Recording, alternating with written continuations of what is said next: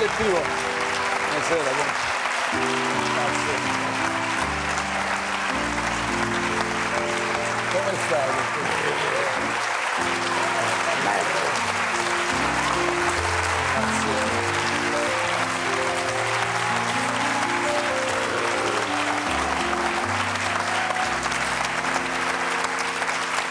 Io sono molto contento che Giuseppe Conte sia qui, perché con grande eleganza mi fece andare una volta a Palazzo Chigi quando era Presidente del Consiglio.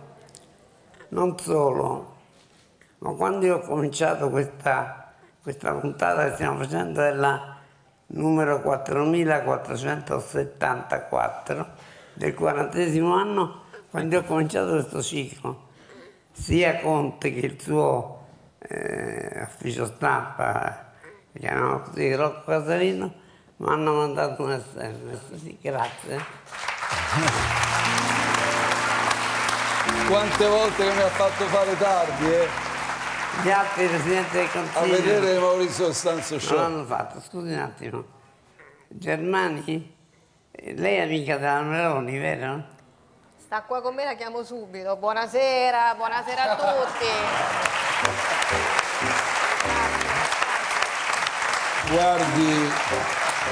Guardi Meloni che si è presa una bella gatta da pelare, Guardi, si rende conto che la situazione è complicatissima. Conte, che ne pensa di Ignazio La Russa, Senato, e Lorenzo Fontana, Camera?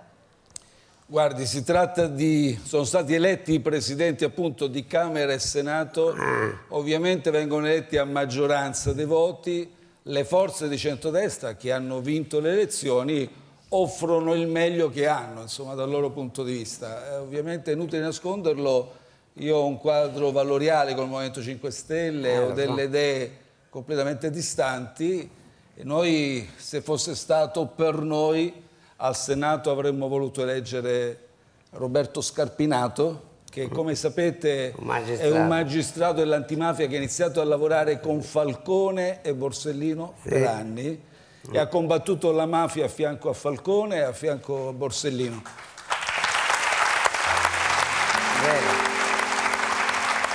E lei ne sa qualcosa.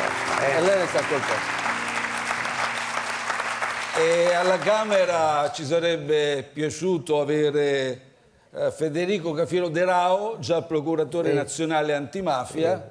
Anche lui ha contrastato il clan dei Casalesi, ha fatto condannare centinaia di camorristi. Ecco, queste erano le nostre figure. Però auguriamo ai presidenti, perché siamo in una democrazia, contano i numeri, auguriamo buon lavoro, nell'interesse di tutti. Ma lei, Giuseppe Conte oggi, Presidente del Movimento 5 Stelle, e la cosa straordinaria è che alle elezioni del 25 settembre ha avuto il 15,43% di votanti. Che gli ha Diciamo fatto? che siamo partiti in salita, fortemente in salita. Tanti sondaggisti ci davano a una cifra addirittura impicchiata, 7-8%. Ci hanno costretto a una rimonta, ma grazie anche a voi. Ma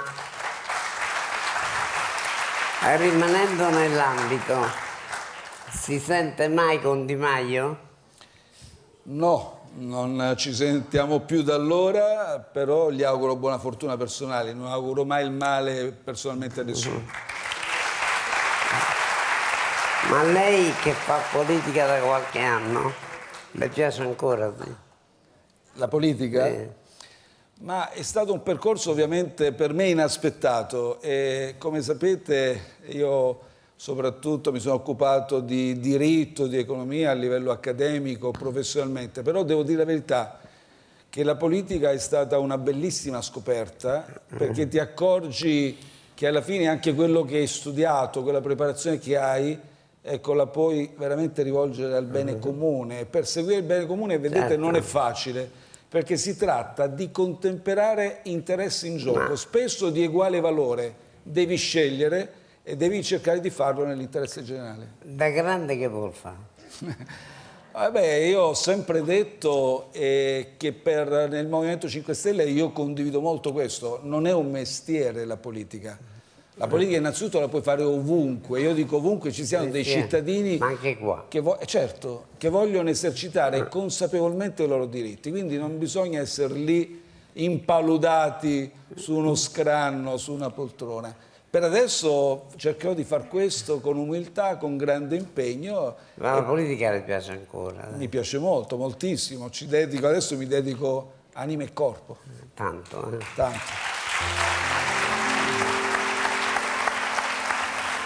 Meloni quando incontra Conte? Conte, con Mattarella? No, lui. Conte non lo so, io sto aspettando l'incontro con Mattarella veramente, perché come sapete sto facendo la squadra di governo, non so ancora che ministri mettermi, cioè con Salvini e Berlusconi mica lo so. Ma lei l'ha già vista la Meloni? Ci siamo, oggi eravamo anche nella stessa aula della Camera quando abbiamo eletto il nuovo Presidente, ma io l'ho già dichiarato, insomma, è giusto in democrazia che chi ha vinto le elezioni adesso ha il dovere e l'onere di governare. Anche sbagliando, certo. Anche sbagliando, speriamo di no nell'interesse collettivo, anche se, devo dire la verità, non l'ho nascosto, l'ho detto molto sinceramente durante la campagna elettorale, molte di quelle ricette mi sembrano assolutamente inadeguate, ma soprattutto quel che preoccupa, e lo stiamo già vedendo, è che abbiamo 3 forze di centrodestra che durante la campagna elettorale si sono mostrate apparentemente compatte, mentre in realtà hanno grandissime differenze. Non lo stanno dimostrando solo ora che c'è da assegnare delle poltrone, sono anche differenze di contenuti. So che lei ha da fare, prima di lasciarla, mi dice solo a noi una cosa che farà a breve? Ma guardi, io colgo anche, ricordo il nostro colloquio a Palazzo Chigi. Me lo ricordo pure io. Ci tengo a dire che lei è stato prodigo anche di qualche suggerimento, di suggerimenti e soprattutto, ecco, da questo punto di vista non bisogna trascurare, raccolgo anche qualche indicazione che ci siamo scambiati a Palazzo Chigi, di cui ho cercato di far tesoro. Guardate, se si governa un paese non bisogna mai trascurare la complessità, non puoi lasciare nessuno indietro, non ci può essere una categoria, possono essere i pensionati, i giovani, le donne, coloro che abitano nei centri più sperduti, nei paesini di montagna. Posso dirle una cosa che le ho detto prima? Prego. L'Italia è fatta di piccoli centri, i piccoli centri con le piazze. Nelle piazze stanno gli anziani a giocare a briscola. Perché lei non arriva con la macchina e li saluta? Lo farò anche perché quando me l'ha detto prima, quando me l'ha detto prima questa cosa, è verissimo, perché io sono nato in un paesino adesso a 300, a Volturara Appula, lo dico, vi faccio pubblicità, 300 abitanti in provincia di Foggia. Tra l'altro li voglio ringraziare, scusate adesso questa vena intimistica, perché mi hanno votato all'83%. Sapete, quando il paese è piccolo è difficile, perché si conoscono tutti, se sei antipatico. E allora mi ha ricordato appunto che nel bar del paese loro giocano a carte, giocano con semmai un bicchiere di birra Peroni, poi è il premio. Quindi farò come dice Maurizio, gireremo l'Italia anche per parlare alle persone anziane, per non lasciare nessuno indietro. Ecco, il messaggio per la politica è questo: se fai politica devi governare la complessità, non devi permetterti di lasciare nessuno indietro. E rispondo alla Meloni e rispondo a tutti: attenzione, attenzione, soprattutto in momenti di difficoltà. Lasciare indietro le persone significa ancora di più creare emarginazione. Invece la politica ha una funzione redistributiva e c'è l'articolo 3 della Costituzione, e poi vi lascio perché non voglio intralciare. L'articolo 3 della Costituzione, che il secondo comma è bellissimo: tutti devono poter partecipare alla vita politica, sociale e culturale del paese. E bisogna mettere tutti in condizione di poter partecipare. Assolutamente. Se lei va e mi porta un filmato, torna, lo vediamo insieme, perché vede, se io sono arrivato a 4.400 puntate, lo devo a quel pubblico lì.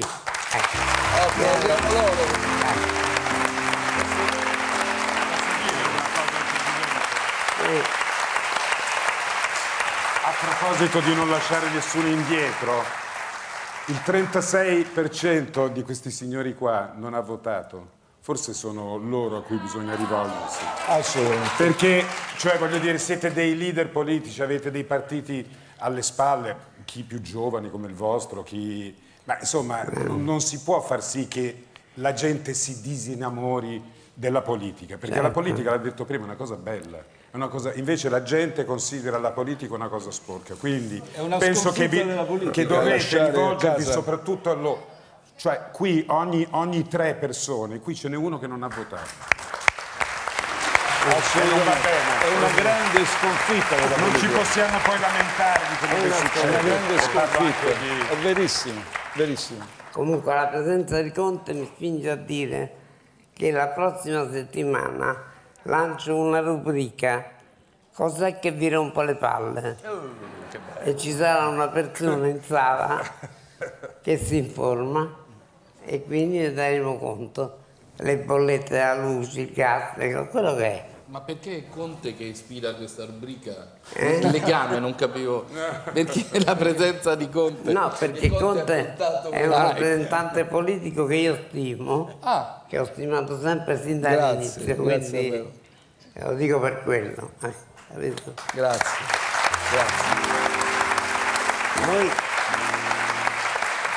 allora, dato che ci siamo, Luca Telese, che è un giornalista, che ha scritto un libro, Grazie.